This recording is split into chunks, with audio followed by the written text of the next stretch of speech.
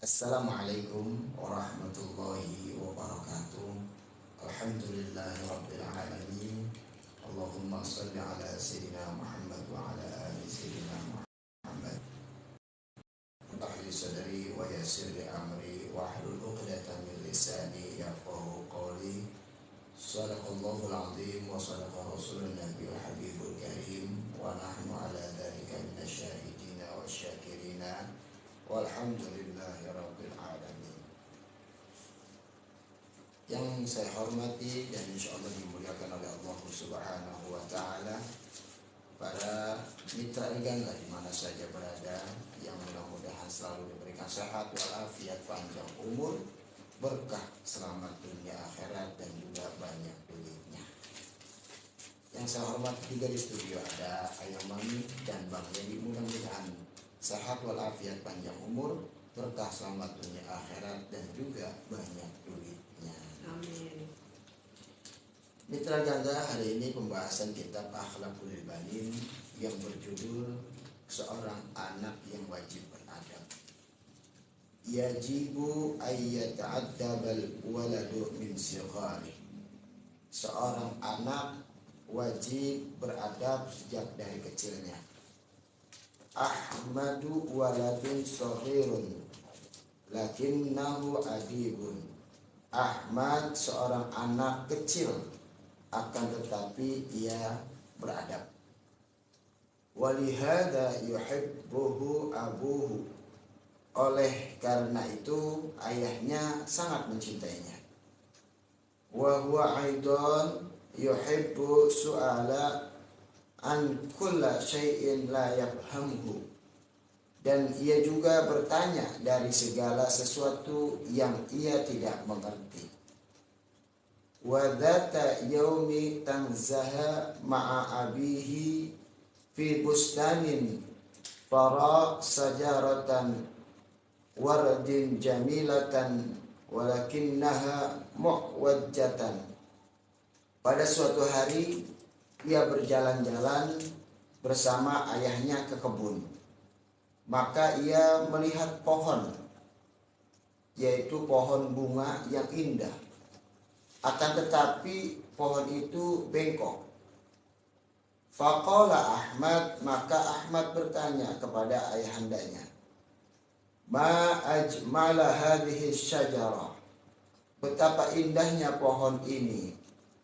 Walakin limada ya abi hiya muwajjatun. Akan tetapi mengapa ia bengkok, wahai ayahku?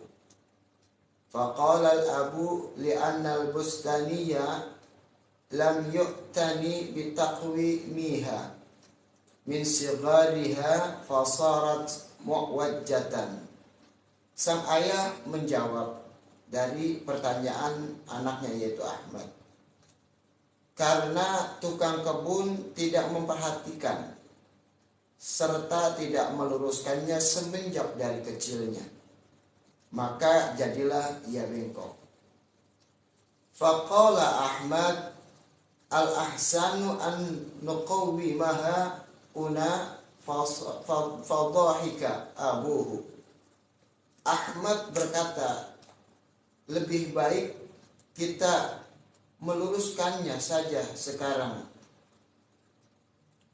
Faqala lahu la yata'atta dzalika ya waladi li annaha qad kaburat wa ghaladat saquha.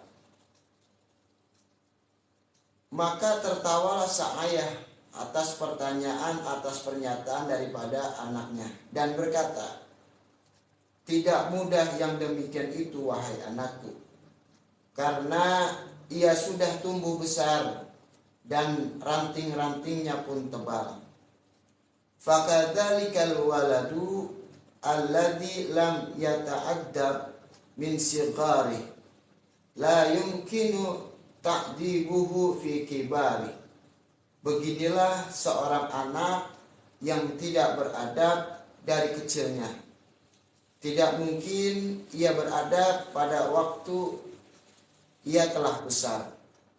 Kita sebagai orang tua dari pembahasan ini mendapatkan nasihat sama dengan pembahasan kitab Akhlaqul Banin dengan minggu-minggu sebelumnya, yaitu mengajarkan anak-anak kita, keturunan kita, ataupun murid-murid kita akhlak dari kecil, agar kelak ketika dewasa ia memiliki atau sudah terbiasa dengan akhlak yang baik, dengan arahan-arahan yang bagus dan perkataan yang bagus, sehingga mudah dan dapat dicintai orang banyak, terkhusus dari cintanya orang tuanya yaitu dan guru-gurunya. Akan tetapi ketika kecil tidak diperhatikan adabnya dan akhlaknya, maka ketika besar bagaikan pohon yang sudah bengkok, yaitu ketika sudah bengkok maka sulit dan tidak mudah untuk diluruskan, untuk dibenarkan. Akan tetapi tidak ada yang telat, walaupun sudah bengkok, kita terus belajar akan nasihat, akan adab, akan arahan dan wejangan, sehingga kita memiliki daripada ilmu, daripada arahan, terutama adab yang menjadi lebih baik untuk minimal diri sendiri dan orang tua kita, juga terhadap guru-guru kita. Karena apabila tidak mengejar demikian, maka kita sangatlah rugi. Takutnya kita mendapatkan banyak pembicaraan ataupun nilai dari orang lain, dikarenakan adabnya lah tidak baik, adabnya lah tidak dimiliki, atau bahasa orang Bekasi mah tidak ada sopannya itu bocah begitu.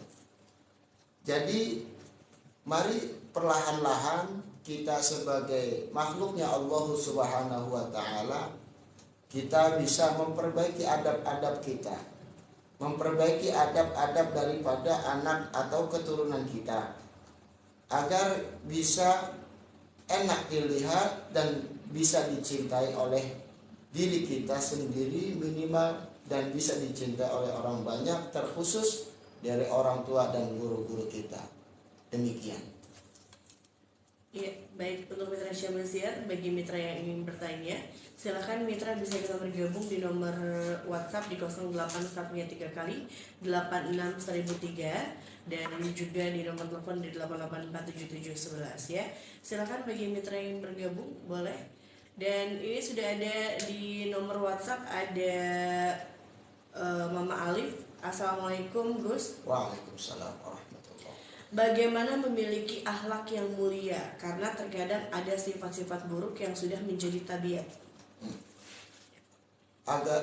Bagaimana memiliki sifat yang mulia? Sifat yang mulia yang paling tepat kita mencontoh daripada contohnya Nabi Muhammad atau akhlaknya Nabi Muhammad. Karena Nabi Muhammad SAW diutus ke muka bumi ini pertama kali adalah untuk menyempurnakan akhlak.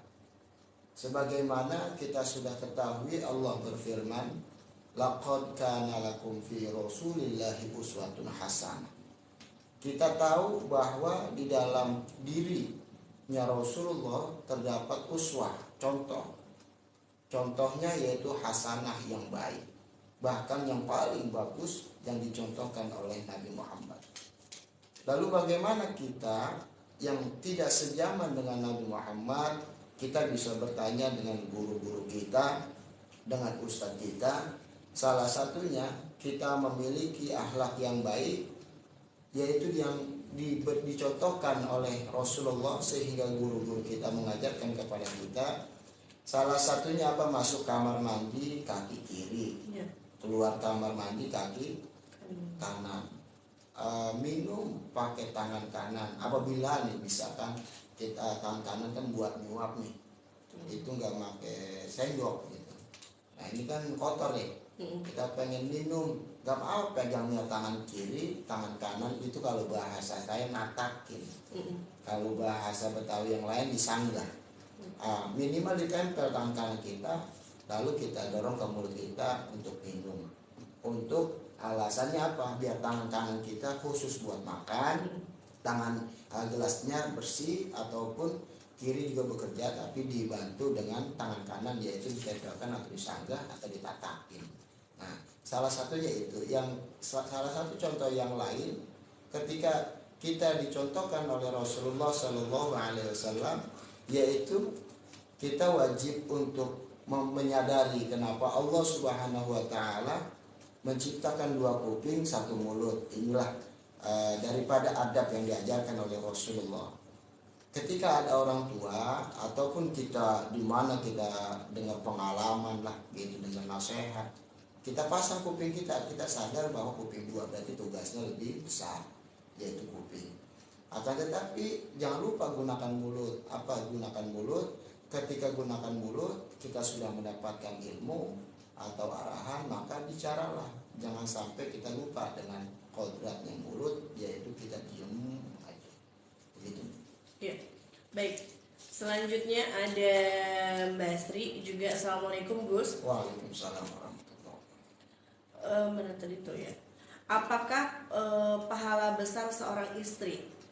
Pahala besar seorang istri patuh dan taat kepada suami yang soleh. Yang paling didominan di rumah itu. Kenapa yang soleh?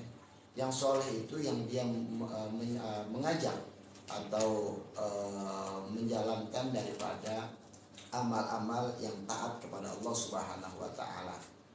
Apabila kita memiliki suami yang tidak soleh, ya jangan diikutin, tapi harus taat sama suami. Yang nggak boleh diikutin adalah perintah yang jelek atau arahan yang jelek. Akan tetapi kita wajib taat kepada suami, nggak boleh melawan, nggak boleh ngedumel, nggak boleh ngelak gitu, nggak boleh dan lain sebagainya lah. Minimal bagaimana pahala besar daripada kita sebagai seorang istri, suami pulang seperti kisahnya daripada istrinya yang mulia, yaitu istrinya Nabi Muhammad SAW, Sayyidah Aisyah.